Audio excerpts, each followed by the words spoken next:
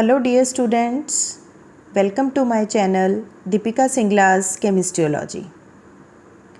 Today's video is for class 12th chemistry, second unit solutions, and this is part 2.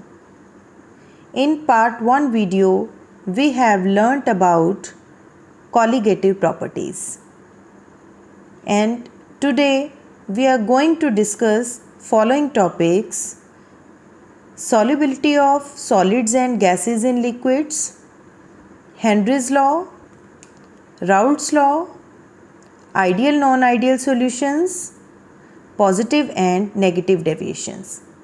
So let's start with the first topic, that is solubility of solids in liquids. Solubility का simple meaning क्या है? It means किसी भी component का किसी particular solvent में dissolve होना, maximum amount of that component जो उस सॉल्वेंट में डिज़ोल्व हो सकता है, कि कितने अमाउंट में उसकी टेंडेंसी है, मैक्सिमम कितना अमाउंट उस कंपोनेंट का सॉल्वेंट में डिज़ोल्व हो सकता है, that is called its solubility. For example, हम सॉल्वेंट लेते हैं वाटर और इसमें हम डिज़ोल्व कर रहे हैं कुछ अमाउंट शुगर का. पहले हमने थोड़े अमाउंट में शुगर उसमें डाला तो वो उसमें डिज़ोल्व हो गया, फिर कुछ और अमाउंट में डाल दिया तो वो भी उसमें डिज़ोल्व हो गया. तो इस तरीके से उसका मैक्सिमम अमाउंट वाटर में जितना डिज़ोल्व हो सकता है तो वो है उसकी सॉल्युबिलिटी. नेक्स्ट फिर हम 2 टाइप ऑफ सॉल्यूशंस इसमें देखते हैं. सॉल्युबिलिटी के अंदर ही सैचुरेटेड टाइप के सॉल्यूशंस बनते हैं और दूसरे हैं अनसैचुरेटेड टाइप. तो सैचुरेटेड सॉल्यूशंस क्या होंगे कि सॉल्वेंट के अंदर सोल्यूट का जो मैक्सिमम अमाउंट है वो पूरी तरह से उसमें डिज़ोल्व हो जाए, उससे ज़्यादा और सोल्यूट सॉल्वेंट के अंदर डिज़ोल्व ना हो पाए. तो जब हम बहुत ज़्यादा अमाउंट में सोल्यूट डिज़ोल्व करते जाएंगे तो एक ऐसी लिमिट आएगी कि जब और ज़्यादा सोल्यूट उसके अंदर डिज़ोल्व नहीं हो पाएगा, तो तब वो बन जाएगा सैचुरेटेड सॉल्यूशन. तो अनसैचुरेटेड क्या होगा? Solution in which more solute can be dissolved at same temperature. मतलब अभी उसमें और सोल्यूट के डिज़ोल्व होने की टेंडेंसी है, तो वो अभी क्या होगा?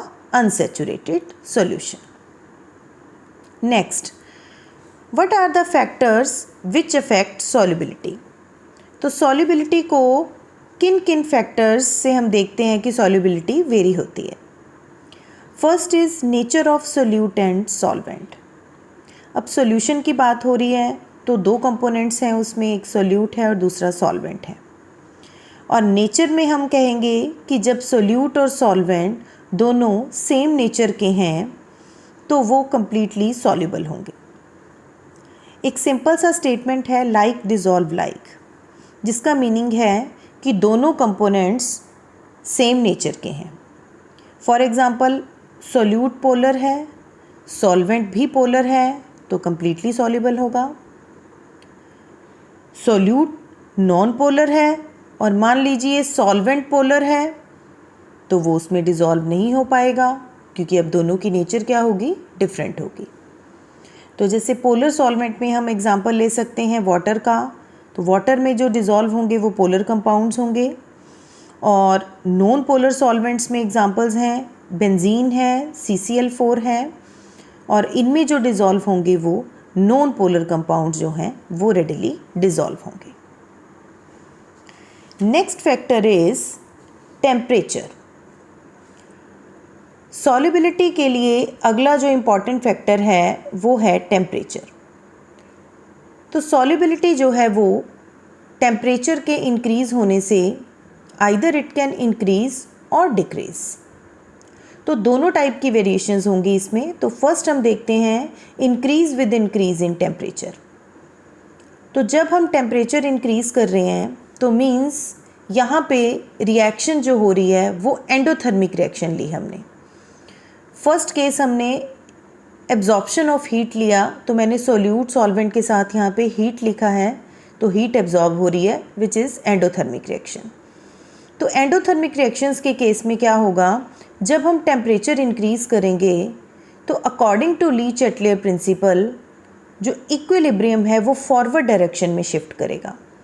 और उसका मतलब क्या हुआ कि सॉल्युबिलिटी इंक्रीज़ कर रही है फॉरवर्ड डायरेक्शन में। So we can say for endothermic reactions with increase in temperature solubility will also increase. Second is decrease with increase in temperature. तो अब केस कौन सा ले रहे हैं हम, एक्सोथर्मिक रिएक्शंस का। यहाँ मैंने इस साइड सॉल्यूशन के साथ हीट लिखा, मतलब हीट इवॉल्व हो रही है, रिलीज हो रही है, तो ये एक्सोथर्मिक रिएक्शंस है।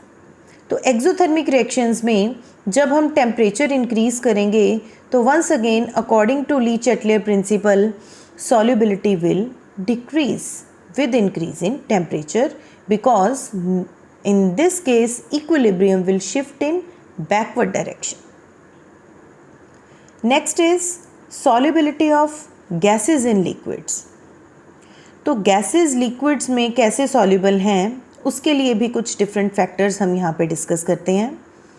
तो फर्स्ट फैक्टर उसमें है nature of gas and solvent. अब यहाँ एक कंपोनेंट गैस है, दूसरा कंपोनेंट सॉल्वेंट है कोई, तो दोनों में नेचर की बात करते हैं जब दोनों की, तो यहाँ हम कहेंगे कि most soluble gases are those which chemically react with liquid solvent. तो वो गैसेस ज़्यादा सॉल्युबल होंगी किसी सॉल्वेंट में जो कि उस सॉल्वेंट के साथ केमिकली रिएक्ट कर रही हैं, कोई कंपाउंड फॉर्मेशन कर रही हैं।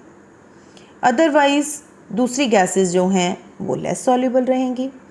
फॉर एग्ज़ाम्पल सॉल्वेंट है वाटर, तो उसमें अमोनिया और सल्फ़र डाइऑक्साइड, ये एग्जांपल्स हैं जो कि मोर सॉल्युबल हैं वाटर में।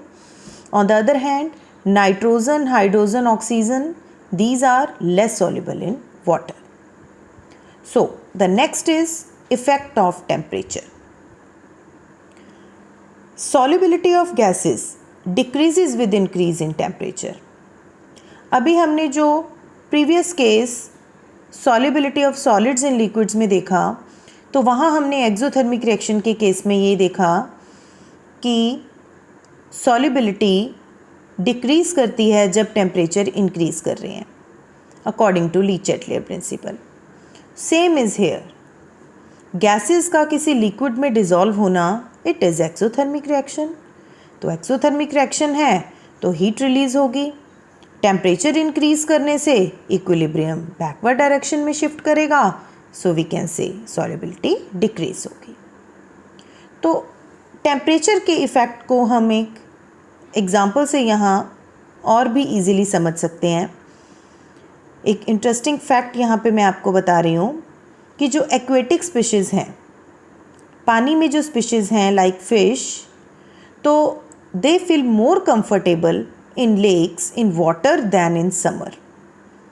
समर्स में क्या होगा, देखिए टेम्परेचर ज़्यादा होता है, टेम्परेचर ज़्यादा होने का मतलब गैसेस की सॉल्युबिलिटी डिक्रीज़ होती है टेम्परेचर ज़्यादा होने से।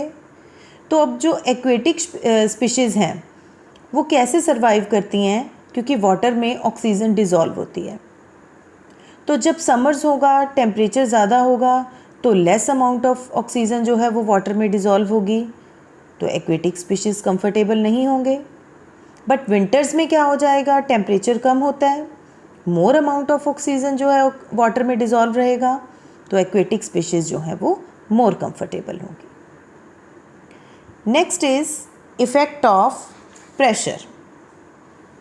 गैसेस के केस में प्रेशर का जो इफ़ेक्ट है that is very important. Generally क्या है, solubility of gases increase with increase of pressure. Pressure increase करने से सॉल्युबिलिटी इंक्रीज़ क्यों हुई, because we all know gases are more compressible. जब प्रेशर इंक्रीज़ करेंगे तो number of gas molecules increase per unit volume. ज़्यादा गैस मॉलिक्यूल्स एक दूसरे के क्लोज आएंगे, पर यूनिट वॉल्यूम उनका नंबर इंक्रीज़ हो जाएगा, सॉल्युबिलिटी भी इंक्रीज़ हो जाएगी। तो इसको हम आगे हेनरीज लॉ से देखते हैं। प्रेशर के इफ़ेक्ट को हेनरी ने कैसे बताया, उसके लिए फ़र्स्ट ऑफ ऑल इसका स्टेटमेंट है mass of gas dissolved per unit volume of the solvent is directly proportional to the pressure at constant temperature. Mathematically देखिए कैसे रिप्रेजेंट करेंगे, m is the mass of gas, p is the pressure of gas and both are directly proportional, means जितना ज़्यादा pressure होगा amount of gas उतना ही ज़्यादा किसी भी लिक्विड में डिसॉल्व होगा. One more form, mole fraction. In term of mole fraction, it can be stated as mole fraction is directly proportional to the pressure. Same, तो यहाँ प्रोपोर्शनैलिटी साइन हटा के कांस्टेंट आया, उसके बाद इसको रीअरेंज किया हमने, तो यहाँ P is equal to KH multiplied with mole fraction and where KH is called Henry's constant. तो हम स्टेटमेंट के साथ उसको मैथमेटिकली हेनरीज लॉ को ऐसे एक्सप्रेस कर सकते हैं. अब देखते हैं हेनरीज लॉ की कुछ एप्लीकेशंस. कुछ कॉमन एग्जांपल्स हैं जिससे हम इसको और बेटर समझ सकते हैं. First is carbon dioxide gas is dissolved at high pressure in soda water bottles. ये बहुत कॉमन एग्जांपल है जो कि हम अपनी डेली लाइफ में ऑब्ज़र्व करते हैं, नोट करते हैं कि जितने बेवरेजेस, सॉफ्ट ड्रिंक्स या सोडा वाटर बॉटल्स होती हैं उन सभी में कार्बन डाइऑक्साइड गैस जो है वो डिज़ोल्व रहती है और बॉटल सील्ड होती है. बहुत हाई प्रेशर में वहाँ ऑक्सीजन, कार्बन डाइऑक्साइड गैस उसमें डिज़ोल्व होती है. तो जैसे ही हम उसका सील ओपन करते हैं बॉटल की, तो हम देखते हैं कि प्रेशर रिलीज़ होता है. एटमॉस्फेरिक प्रेशर के इक्वल आने के लिए जो उसमें एक्स्ट्रा CO2 गैस डिज़ोल्व रहती है वो बबल्स की फॉर्म में जो है वो निकलती है. तो जितना हाई प्रेशर था उतनी ही ज़्यादा गैस जो है लिक्विड में डिज़ोल्व रहती है according to Henry's law. Second application, at high altitude, feeling of sickness is due to low partial pressure of oxygen. बहुत सिंपल मीनिंग है. जब हम हाइट पे जाते हैं तो वहाँ क्या होता है कि ऑक्सीजन का पार्शियल प्रेशर एटमॉस्फेयर के अंदर कम होता जाता है. तो कम प्रेशर अगर एटमॉस्फेयर में है तो हम उसको सफिशेंट अमाउंट में इनहेल भी नहीं कर पाएंगे, तो हमारे ब्लड में ऑक्सीजन कम डिज़ोल्व होगी, तो हम उससे जो है सिकनेस फील करेंगे. तो these are two common applications of Henry's law. Next is Raoult's law. Raoult's law को हम दो डिफरेंट केसेस में स्टडी करेंगे. फर्स्ट केस मैंने लिया फॉर वोलाटाइल सोल्यूट. हमारे पास दो कंपोनेंट्स हैं, सॉल्यूशन बनाना है. एक कंपोनेंट सोल्यूट है, दूसरा सॉल्वेंट है. तो यहाँ मेरे पास सॉल्वेंट में जो मैंने डाला वो वोलाटाइल नेचर का सोल्यूट डाला है. तो सोल्यूट की नेचर वोलाटाइल है, मींस इजीली जिसके वेपर्स बनते हैं. सॉल्वेंट के तो बन ही रहे हैं, तो मींस मेरे पास A और B जो मैंने दो कंपोनेंट्स लिए हैं दोनों वेपर बना रहे हैं. तो दोनों के लिए अलग अलग हम राउल्ट्स लॉ को कैसे एक्सप्रेस करेंगे. फर्स्ट A फॉर सॉल्वेंट, उसके लिए देखिए pressure of a component is equal to product of pressure of that component, vapor pressure of that component in pure state multiplied with mole fraction. तो A component का जो vapour pressure है वो उस A component की pure state के vapour pressure और mole fraction के प्रोडक्ट के इक्वल है. XA is the mole fraction. Second component solute है, तो क्योंकि वोलाटाइल है तो उसके लिए भी इसको एक्सप्रेस करेंगे हम PB is equal to PB nought multiplied with XB. Solution के लिए दोनों को ऐड कर देंगे, we will get total pressure is equal to PA plus PB. Next for non volatile solute. तो अब ऑलरेडी हम इसको नॉन वोलाटाइल कह रहे हैं, तो मीन्स इसके वेपर्स नहीं बन रहे हैं, तो वेपर प्रेशर में इसका कंट्रीब्यूशन जो है वो निल होगा. तो पूरे सॉल्यूशन का जो वेपर प्रेशर है वो किसके इक्वल हो जाएगा, vapour pressure of the solvent only. So we can write P is equal to PA. PB यहाँ पे क्या हो जाएगा, 0. तो फर्दर इसको राउल्ट्स लॉ से आगे हमने उसी तरह से एक्सपेंड कर लिया, उसको आगे रीअरेंज किया, तो यहाँ लास्ट पे हमें एक टर्म मिलती है जिसको हम बोलते हैं relative lowering in vapour pressure, और इसी को हम कॉलिगेटिव प्रॉपर्टीज़ में पहले डिस्कस कर चुके हैं. तो यहाँ से हमने डिराइव किया relative lowering in vapour pressure. So the next topic is ideal and non-ideal solutions. Ideal solutions routes law को एग्जैक्टली ओबे करेंगे over entire range of concentration, पूरी तरह से राउट्स लॉ को ओबे करते हैं, वो हैं आइडियल सॉल्यूशंस। इसकी कुछ करैक्टरिस्टिक्स हैं। डेल्टा एच मिक्सिंग ज़ीरो, इसका मीनिंग बता रही हूँ मैं आपको। Delta H is symbol for heat change. Ideal solution है तो जब दोनों कंपोनेंट्स हमने मिक्स किए हैं तो उसमें अट्रैक्टिव फोर्सेस का मैग्नीट्यूड जो है वो उसमें कोई चेंज नहीं है। कंपोनेंट्स को मिक्स करेंगे, फोर्सेस, अट्रैक्टिव फोर्सेस उनके बीच रहेंगी, तो that magnitude has no change, that's why delta H is equal to zero. Next is delta V mixing, volume change भी ज़ीरो है। बिफोर मिक्सिंग दोनों कंपोनेंट का जो अलग अलग वॉल्यूम है उसको ऐड कर लेंगे, मिक्सिंग के बाद देख लेंगे वॉल्यूम क्या है, तो हम ऑब्जर्व करेंगे कि both values are same, so delta V mixing is also zero. Example है बेंजीन एंड टॉलुइन, कुछ और भी एग्जाम्पल्स हैं, मैंने यहाँ एक एग्जाम्पल आपको बताया है, benzene and toluene, these form ideal solution. Next type is non ideal solution, तो इससे आप उसको रिवर्स कर दीजिए। Do not obey Raoult's law, delta H mixing up not equal to zero रहेगा। Similarly delta V mixing not equal to zero. अब non ideal solutions में हम दो इम्पॉर्टेंट इसकी कैटेगरीज करेंगे, solutions showing positive deviation from Raoult's law and second solutions showing negative deviation from Raoult's law. तो दोनों को हम कंपैरेटिव वे में करते हैं सो दैट हमें डिफरेंस और अलग अलग दोनों का मीनिंग क्लियर हो जाएगा। फर्स्ट डेफिनेशन है, for positive deviation A B interactions are weaker और less than A and B B. हमने ए और बी दो डिफरेंट कंपोनेंट्स लिए हैं, दोनों को मिक्स किया है, तो मिक्स करने के बाद जो उनके बीच की फोर्सेस या इंट्रैक्शंस होंगी they are A B interactions, और अब वो वीक हो जाएंगी as compare to A and B B. जब वो अलग अलग प्योर स्टेट में थे तो उसके कंपैरिजन में अब जो मिक्सिंग की इंट्रैक्शंस हैं वो क्या हो जाएंगी, वीक हो जाएंगी। यहाँ पे इसको हम ऑपोजिट कर देंगे। For negative deviations these A B interactions are now stronger than A and B B. Next आगे डिफरेंस में देखिए, पॉजिटिव डेविएशन है तो डेल्टा एच मिक्सिंग पॉजिटिव है, मीन्स एंडोथर्मिक होगा, एब्जॉर्प्शन ऑफ हीट होगी। डेल्टा वी मिक्सिंग भी यहाँ पॉजिटिव रहेगा।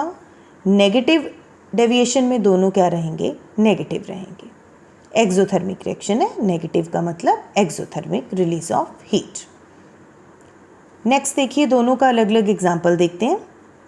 For positive deviation I have represented example ethyl alcohol and cyclohexane, इनका मिक्सचर लिया हमने, तो यहाँ मैंने रिप्रेजेंट किए हैं इथाइल अल्कोहल के मॉलिक्यूल्स। तो इसके बीच में जो हमने यहाँ डॉटेड लाइन से शो किए हैं ये हैं एच बॉन्डिंग। इथाइल अल्कोहल के मॉलिक्यूल्स के बीच में होती है हाइड्रोजन बॉन्डिंग। अब हमने क्या किया, साइक्लोहेक्सेन डालना है, सॉल्यूशन बनाना है तो मिक्स करना पड़ेगा। साइक्लोहेक्सेन जब डालेंगे इसमें तो क्या होगा कि ये एच बॉन्डिंग यहाँ से ब्रेक होना शुरू हो जाएगी। यहाँ से ये बॉन्डिंग ब्रेक हो रही है तो मतलब क्या हुआ कि जो साइक्लोहेक्सेन के मॉलिक्यूल्स हैं वो यहाँ पे बीच में अपनी जगह ले रहे हैं। साइक्लोहेक्सेन मॉलिक्यूल्स जब बीच में अपनी जगह लेंगे तो मीन्स एच बॉन्डिंग यहाँ से ब्रेक हो जाएगी।